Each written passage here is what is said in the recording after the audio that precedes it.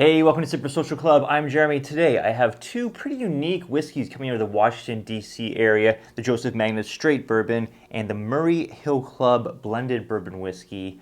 One of these I opened up and loved right away. The other took a little bit of time. I'll let you know which one is which when I nose them, taste them, and give them a mark. All right, starting with the Joseph Magnus. This one is balled at 50% ABV. It is batch number 35, and it's been finished in Pedro Jimenez sherry casks, Oloroso sherry casks, and cognac casks. Sounds like a scotch. Let's see how it is on the nose. Yeah, lots of awesome sweet notes coming off of this.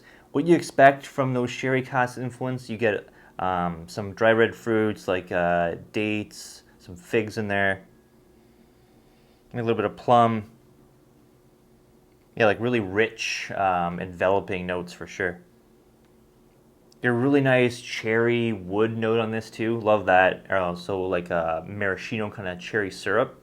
Very, very sweet. Yeah, really, really nice. I do like this nose quite a bit. Let's go palate.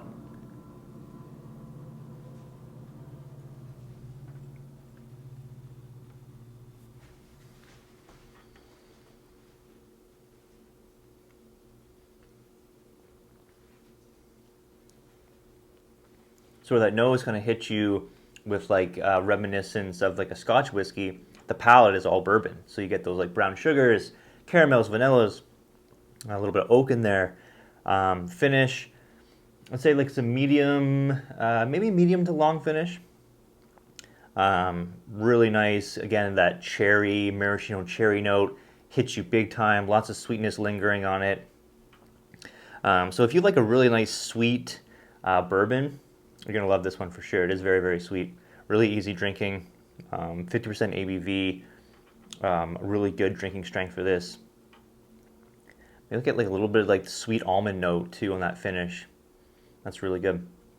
I do like this one quite a bit. I cracked this one over the holiday season and I did some serious damage to it. That is all me over the span of like 4 days.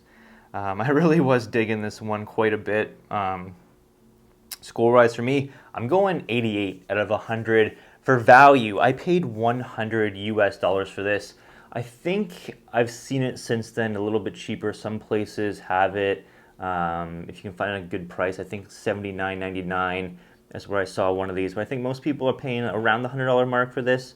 I wish it was just a little bit cheaper. If I found it at $79.99, I'd probably be giving it a half point, but I'm going to take off a half point here at the $100 mark, bring it down to 87.5 out of 100. Let's move on to the Murray Hill Club. All right, so this one's kind of unique. I think it uses a blend of some different bourbons, even like a light whiskey in there. I'll put the stats of it here. This one's balled at 51.5% ABV. This is batch 12 on the nose.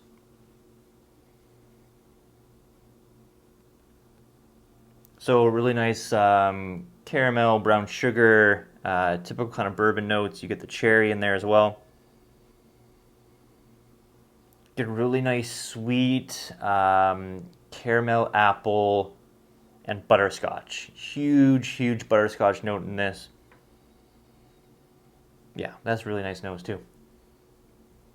When I first cracked this bottle, opened it with a few friends, and the neck pour was it was bad compared to where it is now.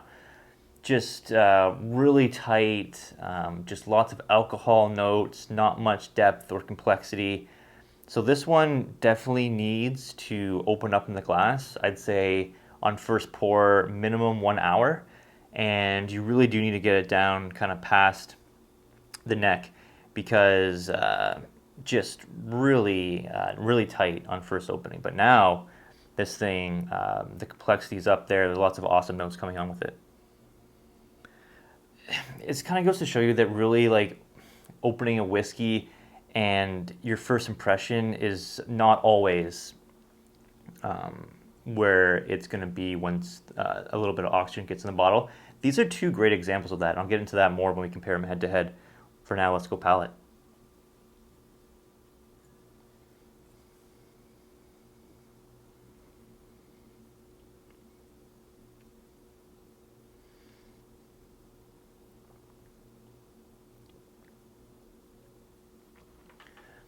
So Some interesting things going on here. There's this like grainy kind of note that I get on the finish.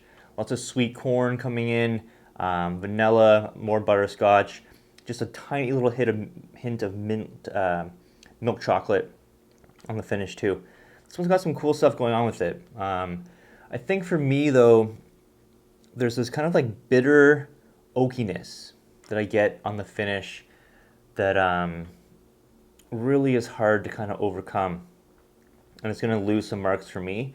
Otherwise, this one's got some really nice and interesting notes to it. That butterscotch sweetness is really, really good. But it's just like that bitter oakiness on the finish. Not loving that note per se. But overall, very interesting whiskey. Score-wise for me in this one, I'm going to go 84 out of 100. And for value, I also paid $100 for this one. That, for what you're getting, I think is a little bit too much. I'm going to take off one full mark. Let's bring that down to 83 out of 100. Let's see how these compare head to head. So both these whiskeys definitely have quite a few differences. Where they share similarities, I think, is in like the bourbon notes that come through. The typical vanilla, caramel, cherry, oaky kind of notes. They kind of share a similar aspect to that, but then the difference is the Joseph Magnus, lots of sweet notes. Obviously with those finishes, you're getting lots of sweetness coming through with it. The Murray Hill Club, kind of more typical bourbon profile, I'd say. Both really have really good viscosity, long, medium to long finishes, really good complexity, uniqueness. You don't really see too many bourbons on the market that are quite like these two. So got to give them credit for that. The blending ability with these, they're pretty well balanced, I'd say. Even though the Joseph is very sweet, but I think all those sweet notes kind of work together. When you're doing a triple cask finish, in my experience, sometimes one can kind of pull away from the other two. I feel like in this one, they're all kind of very well balanced and very well put together. So definitely got to give credit for that. On opening these, so I first opened the Joseph Magnus. The neck pour was great. It was great all the way through. Like I said, with this Murray Hill Club, so tight on first crack. Probably at least 10 points less than how I scored it today. So kind of interesting. On different whiskeys, you can open them and have a great experience the very first sip. And sometimes you need a lot of air to get into the bottle, to get into the glass before you start pulling out those complex flavors, and maybe the first hit of alcohol has to kind of subside before you can really get into it. So there you have it. This one was a request from my Patreons. They voted for this review to be next. If you want to get involved with Patreon, kind of dictate the show, vote on what gets reviewed, have a suggestion for a review, check out the link down below. It's the influencer tier. On that tier, you get all the exclusive content. You get entry to Drink My Bar. You get all merchandise for free, and you get to dictate the show, vote on what gets reviewed next. Plus, you get a free sample every 3 months of something from the Drink My Bar menu or better. So check that out. Lots of stuff involved with that tier. And yeah, maybe you could vote on what gets reviewed next on the channel. Until then, guys, let me know what you think. Joseph Magnus, I really want to try their cigar blend. Let me know if you tried it, what you think compared to these two. If you've had these, let me know what you think about them as well. I probably will be trying to source another bottle of Joseph Magnus just because it's a really nice, easy drinking, very sweet, maybe like after dinner kind of pour. The Murray Hill Club, meh, I don't know. I liked it, but not rushing out to get anyone. So let me think in the comments down below. Thanks again, guys. Have a good one. Cheers.